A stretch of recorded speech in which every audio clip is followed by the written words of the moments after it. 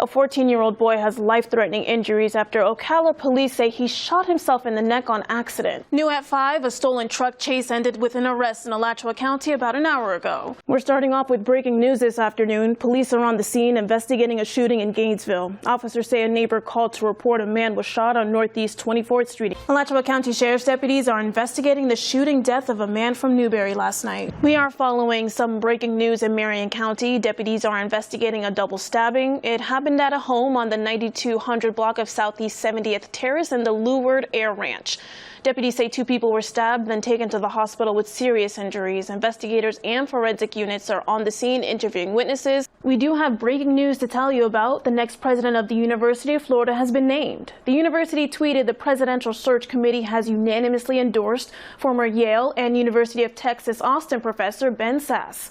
He is currently a U.S. Senator. He replaces Kent Fox to become the 13th university president. Marion County commissioners are contentious in their meeting this afternoon, deciding whether or not to change how the Ocala Jockey Club property will be used.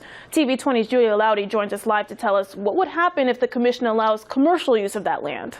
We do have an update on the traffic situation happening on I-75 that we told you about earlier on the newscast. So you see here I-75 near County Road 234. This is just near the Alachua-Marion County line. We are hearing from Florida Highway Patrol Trooper officials that there are injuries involved in this crash. As you see here, north and southbound lanes are closed on I-75. Again, this is near the Alachua-Marion County line. So if you're in Alachua County heading down south, you're going to want to get off on the Williston Road or Archer Road exits to avoid it. And if you're coming up north from Marion County, make sure to get off at that last Marion County exit because I-75 is completely closed off again north and southbound lanes. Putnam County residents are having the most trouble with power outages, and that's according to our first map here. This is according to poweroutage.us. They show power outages across the United States.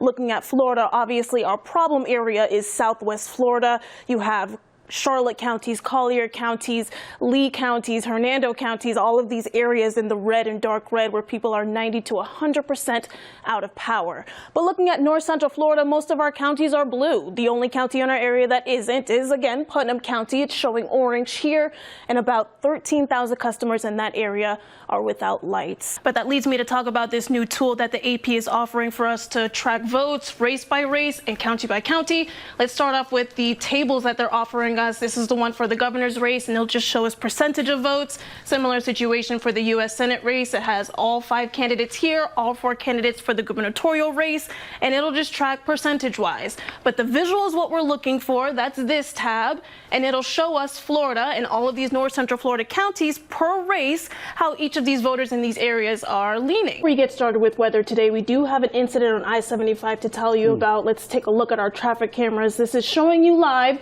I-75, that northbound lane, the middle lane and the right lane are blocked from where you see here. This is off of Archer Road in Gainesville. We're hearing that there is a vehicle crash with injuries. We don't know much more than that, so we'll wait for FHP officials to give us more information. But as you can see here, it is plenty backed up. You may want to get off of the interstate before you hit Alachua County to avoid all of that traffic. Now, we have 8 candidates in this race. It's a big hump to overcome, 50% of the vote plus 1.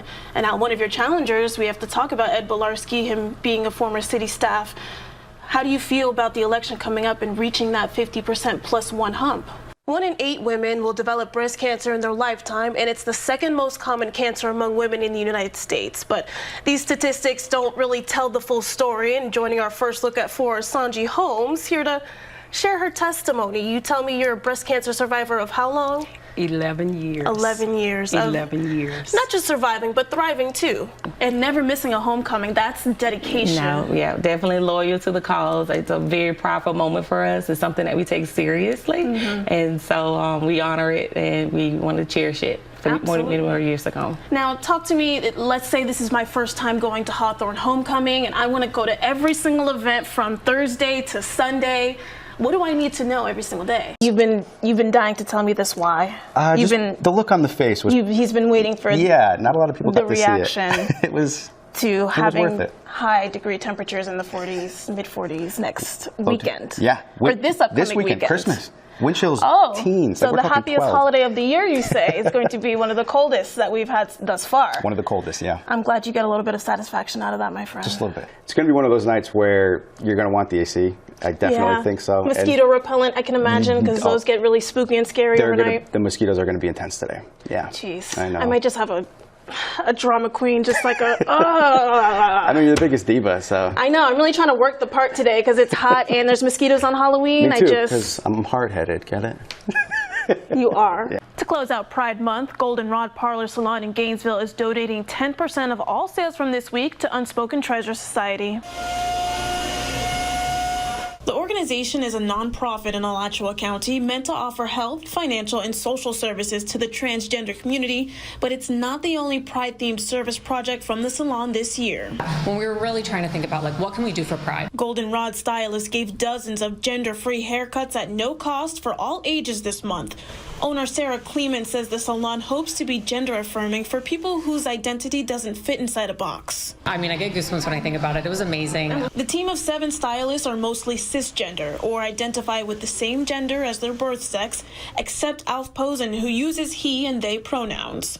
Posen has been a stylist for a decade, but says Goldenrod is a sigh of relief. Came into this space feeling very confident and comfortable and seen and heard without having to put in any effort. The salon is a part of the Dress Code Project. The organization teaches stylists to offer services while being aware of different gender identities. The day before I started my shift, we actually had a class taught by a trans person on how to create a safer space for trans clients. It's the most supportive space that I worked in because everybody's taken the time to educate themselves, to listen. And it's the listening and the learning, keeping client Court Carnaby at the salon, who identifies as non-binary, coming back routinely for the comfortable and supportive space. I don't want this to necessarily be too feminine or too masculine. I can just say, oh, I just want it to look like this. And I don't have to do any of that dance. So that felt great. And then in general, everybody here is really talented. And their goal is to provide an experience safe and stylish for all. Their fundraiser for an Unspoken Treasure Society ends this Saturday. Live in the studio, Ruelle Fludd, TV20 News.